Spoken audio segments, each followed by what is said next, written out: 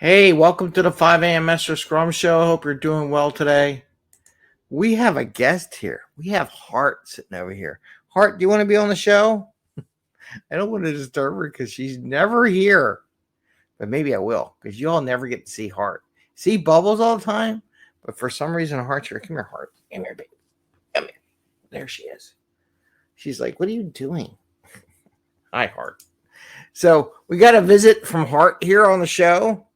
I don't think she's been here since like the beginning of the show some years ago. Huh, Hart? You on the show?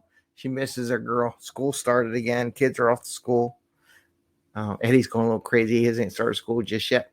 Anyway, hey, I want to talk about today. It's Metrics Day. It's been a while since we didn't be honest. I think I took a 3-week vacation, or my brain just melted for 3 weeks or something. I want to talk about metrics today, and I want to talk about SPC and Scrum Metrics. And the reason what triggered me was one of my connections, and I do look at all the connections and everything that everyone has, had completed a Six Sigma course, got a belt. I forget what belt it was. But then it reminded me of all my SPC days. I got a Six Sigma belt, some probably white belt or something, the very lowest level belt, just saying I went through all the classes. But looking at SPC, Statistical Process Control, and how that influences Scrum metrics, and how you really use that knowledge of SPC to help guide you in what you do with metrics and where you're going and why we do SPC as well. Because there's a lot of companies out there, not to mention some that are nothing I deal with, but I look in the big picture. It's like, are you using your statistical process control to measure your quality? Are you using that capability in there? And I know it is funny. I was thinking, who uses Six Sigma anymore? But they do. It's a very big statistical process control so that they figure out they're measuring the right stuff and what they're doing and do they need to keep measuring it? And which is key with Scrum and Agile, are changes we making improving the process or making the process worse? And that's part of the metrics part that I think a lot of companies don't apply because they really don't understand statistics. But that's another story. Anyways, 5 a.m. Mester Scrum Show. I am Greg Mester, Scrum Master and Agile Coach. I hope you're doing well today. And we talk about Scrum and Agile in a very practical and tactical way so that you can bring more value to your customer without working extra hard to bring that value to your customer and have a little fun along the way. And part of the SPC helps you have that little fun too, by the way, because you don't always have to measure things. So how does SPC and metrics work together? I got my whiteboard. I was gonna bring this up. So we got SPC, Statistical Process Control, and Scrum Metrics, right? And I'm right. Oh, I wrote Mester Metrics. Statistics, process control. What is statistical process control? You got a whiteboard? So in statistical process control, the idea is that you measure whatever you're doing, whether it be manufacturing, business, outputs, inputs, doesn't matter. You measure and you'll get ups and downs, right? You get ups and downs. And the idea is that these are standard deviations, above and below or whatever. And then you come up with an average, right? The idea is that, are we within control? There's a couple things you could do. You can do efforts to tighten, this variability in your process, right? So the effort you do, so you can use statistics, use metrics, say, well, hey, we're measuring over here. Do we want to make it tighter? Does it make sense from a value perspective to make this tighter? Does it really produce the value we need? Sometimes the answer is no, but some people do it anyhow. I'm like, why are you doing it? So here's the idea. You make a change. Let's say change happens. And we're always doing retro, right? Change happens. At some point in time, this is time. And this is the value. Whatever the metric metric you're using, right? Your metric, right? So let's say we make change to improve the process. Now, here's the thing, and I messed up this board because it's going to make it harder. So the change can make things better, and it can make things worse, and it can make things stay the same. It can have no impact. Let's say no impact. A bad impact, right? And it can have a good one, right? Good impact. Now, if it had no change and it cost you extra money to do whatever you did, then maybe you don't do it anymore. If the impact was bad, you definitely stop doing it because what it would have done is it would change your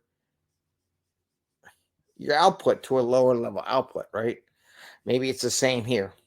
Now, let's say we did a good impact just for the sake of the story, sake for time. Let's say now our process changed. We have a new average.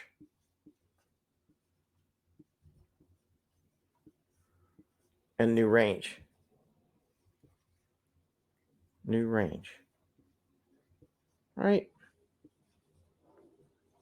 So now our process did better. Now, this is the basics of SPC. You make a change, you measure it. Once you have consistency, you can make changes and see whether or not your effort. Now we got Bubbles. Oh, God, we're going to have a cat fight. Bubbles, come here. Bubbles, over here. Here comes Bubbles. Heart was not happy. I don't know if you heard it on the microphone, but she hissed at Bubbles. Bubbles, she's had to be on the show too. So anyway, so you measure the new change. So that's the idea, that when we do our retros and we change our metrics, the idea is we're change, like you're going to do velocity, right? And you make a change. I do more unit tests or whatever. But you can also have a bad impact on what you were measuring before, but it can have a process. Okay, we got a cat fight. Oh, I wish I had a video. You okay, Heart? Oh, poor baby. I know. The one time you're over here and your sister comes over here and starts to fight. Just tells you everyone gets in battles every once in a while, right? So the idea is that you can measure the new state and did your change really impact it. Now, one of the other aspects of SPC is your frequency of measurement. So, that is one aspect. So this is one aspect. We're measuring that. But the other aspect is frequency of measurement. Right?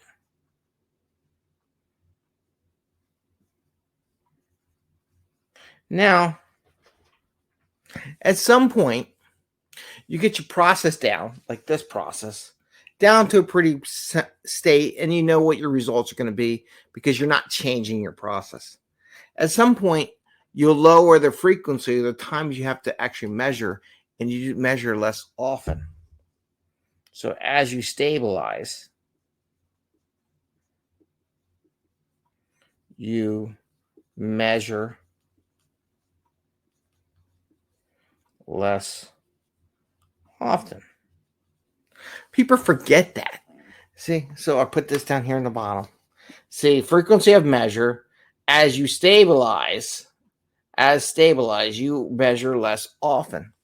So the idea behind SPC and Six Sigma is that once you establish your process and you're in that place, you don't have to measure as often. Instead of measuring every sprint, you measure every quarter, or you measure every once in a while. You measure a couple sprints, or and the way here's a key. I'm not saying just don't measure. If your measurement is labor intensive and takes a lot of effort and a lot of, energy or people power or admin, because a lot of these people like to do manual measurements, then you don't need to do it as often, right? Unless you make change. If, like in Scrum, you're trying to make change every sprint to make the process better, then you keep measuring it, but you need a stable point. And this is also the benefit of having shorter time boxes, because you get more measurements, right? If you've got a shorter time box, let's say a week or 2 weeks, versus 3 weeks and 4 weeks, you get more opportunities to take a measurement. Therefore, you can see if your change and impact. And this is one of the things you have to weigh as a group. Now, we're always making change. If we're always making change, but we don't have enough measurement, we may need to change, besides velocity, how we want to measure outcome, right? You got to come up with different metrics besides just velocity. For example, if you do a unit test, right, and you're doing more unit tests and it impacts your velocity, maybe it lowers your velocity to do new thing, but you get a better quality output, right?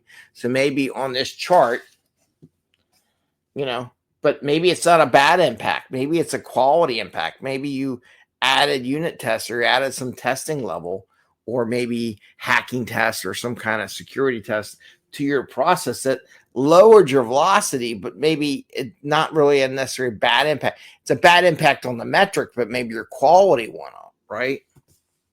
Right. So maybe impact on the metric. Now, is the metric a value? I don't know. It depends. Impact on metric. However, quality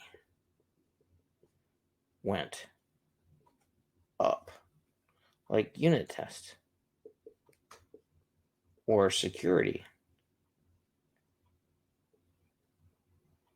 So maybe you did security testing, right? So maybe your impact went down in the metrics, but the problem is the good thing is your quality went up. So you got to think about it. So sometimes your metrics goes down. However, the quality of your work went up unit tests because you added unit tests, or maybe a security test from hackers. We got a lot of hackers out there. So you got to think about that, the impact. So it may or may not be relevant, right? So I wanted to share that with you. And again, the more frequencies you get on these measurements, you may not have to measure it as often, right? Automation has eliminated a lot of the manual effort to get these measurements. So like in Jira, you get it, or any one of these systems, you get a velocity measurement every sprint. You don't have to go add everything done and do a spreadsheet and do all this stuff. It just instantly gives it to you. So I wanted to share that with you, thinking about my connection who got their Six Sigma belt. Made me think about SPC controls and our metrics and how we really need to, maybe it's a good thing to learn. Why do you need to?